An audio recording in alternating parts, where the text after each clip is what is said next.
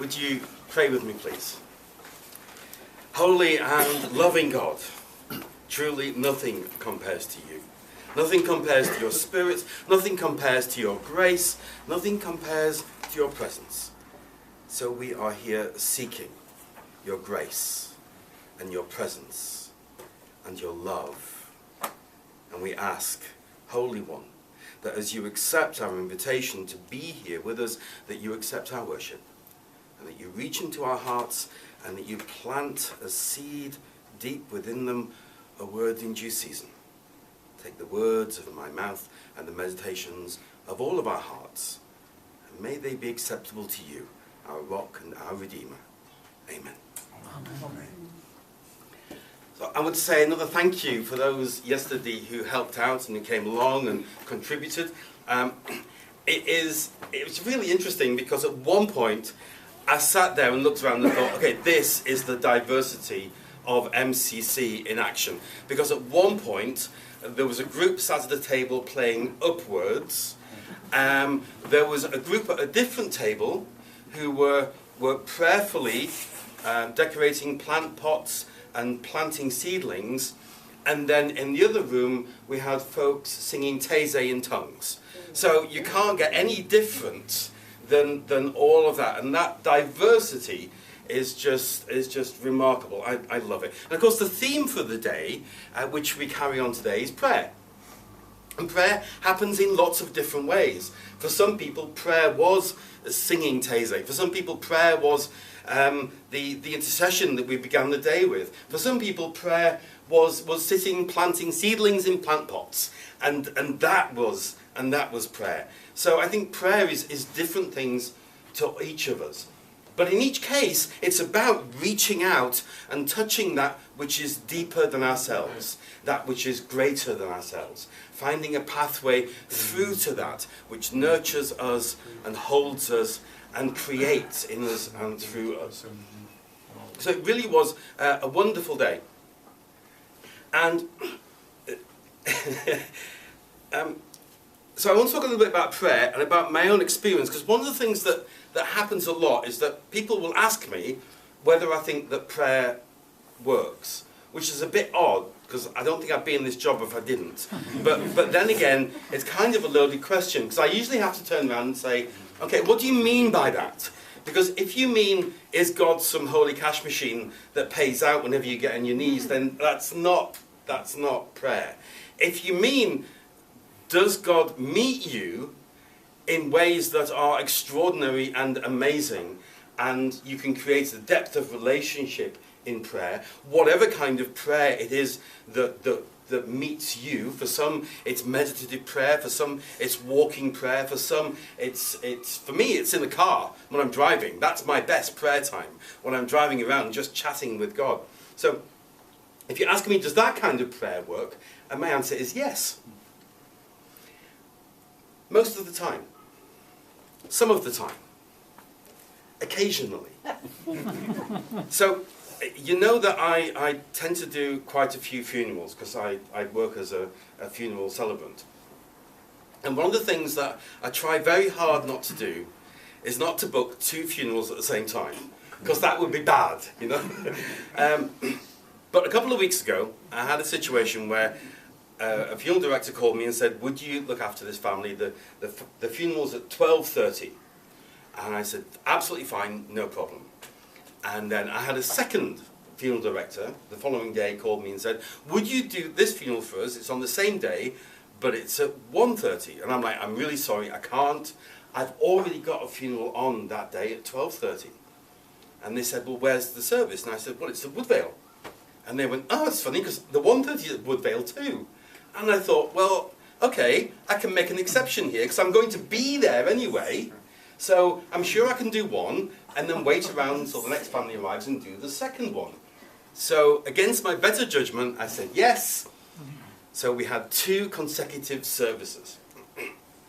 And then 2 days before the funeral, 2 days beforehand, I look at my notes and I realise that the first one is followed by a committal, which basically means we have a service at the crematorium, then we drive to the cemetery where we have a committal at the gravesite, we have another service at the gravesite, and then I have to get back to the crematorium. And there's absolutely no way I can do that. I can't be there and back in 15 minutes. It's just impossible. So I tried all the usual avenues. I called everyone that I knew who was a minister or involved in ministry and could take a funeral to see if they would be able to cover for me. And nobody could. Everyone was either out of town at conference or doing another service or with a family or on holiday or doing something. There were all absolutely legitimate reasons why nobody could help out.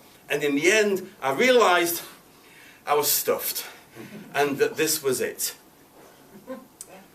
And then I realized what the answer was.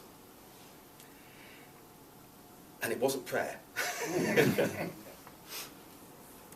When I was in the States, I was asked to do a wedding, and it was some friends of a friend, and the wedding took place on the other side of the mountain. So I went over there, visited with them, and we went through the rehearsal, and I worked out it took me 45 minutes to get across the mountain to the wedding. So I left an hour and a half to get there. I thought that's plenty of time. And I set off on the day, and you head out of town, you get onto the motorway goes up the mountain, down the other side, and then you kind of, So I get onto the motorway, and literally 100 yards on the motorway, all the traffic just stops, dead. And I'm sat there in this humongous traffic jam. And there are no turnings off. You go up the mountain, down the mountain, the next turning is down the other side of the mountain. So I can't back up, I can't get off, I'm just sat there in the middle of this traffic jam watching the clock. So for the first 15 minutes I'm praying, Lord, it would be really nice if you could help me out with this, because this is a bit of a traffic jam and I really don't want to be late, of course, and it'd be nice to have some downtime before I get there. So, well, that was the first 15 minutes. So the next 15 minutes I was on to the Serenity Prayer. You know the Serenity Prayer? God grant me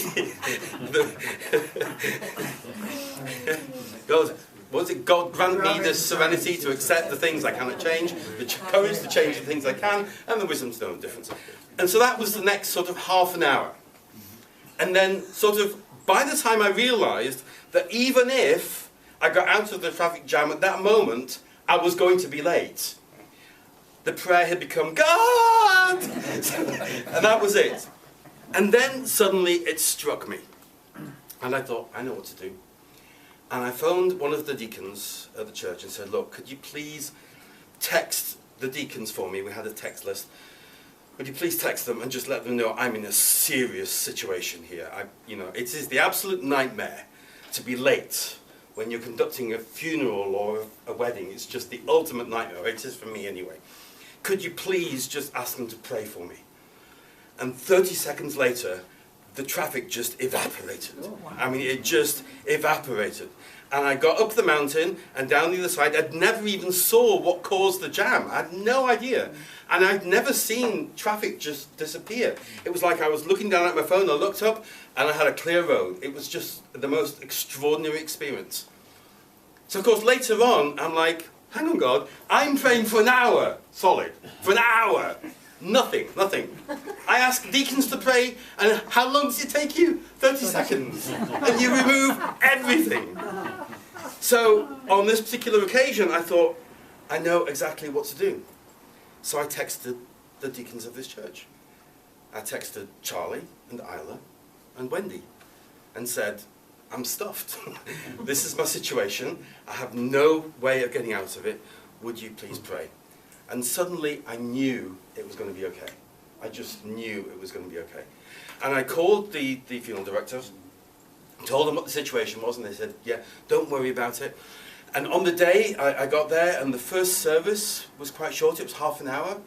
And of course, it was only 3 minutes to get to the cemetery, and then a brief service and back again. So I had lots of time. Except that's not what happened. So we had half an hour, and we had plenty of time. And then on the way to the cemetery, which was 3 minutes away, how far is the cemetery? Lawn Memorial from Woodvale? 5 miles. 5 miles, one road, same road, and the driver of the hearse got lost. So we arrived there 15 minutes later, And when we got there, the funeral director got out of the hearse and then proceeded to walk us all the way around the cemetery and couldn't find the grave. So we spent 15 minutes driving round after this person who was walking round frantically looking about until eventually I phoned Will and said, "Do you know where this grave is?" And was, yeah, it's just down there. And so when I got back, the interesting thing was, when we did the committal at the graveside, at this point it was 1:30, which was the start time for the second funeral. But I still knew it was going to be okay. Isn't that weird? I still knew it was going to be okay.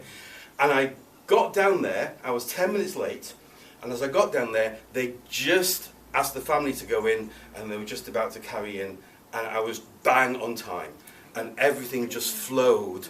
Even though, so, you know, I'd like to say that everything went perfectly, and it was completely stress-free. It wasn't. It didn't go perfectly, it didn't go right, but because I know that God was at the centre of it all, because I know the work that the deacons do, and I know the effect that prayer has, I knew that it was going to be okay. Even though it wasn't okay, it was going to be okay. And for me, when people say, does prayer work? That for me is prayer. Firstly, God brings us together in community for a reason. You know, we're not just here so that you can listen to me preach. We're here together because we support each other, and something extraordinary happens when we support each other. Something extraordinary happens when we pray for each other. Something amazing happens when I reach out to somebody and say, "Look, I've got this problem, would you please pray for me?" Then something amazing happens that tends not to happen when I'm just on my own.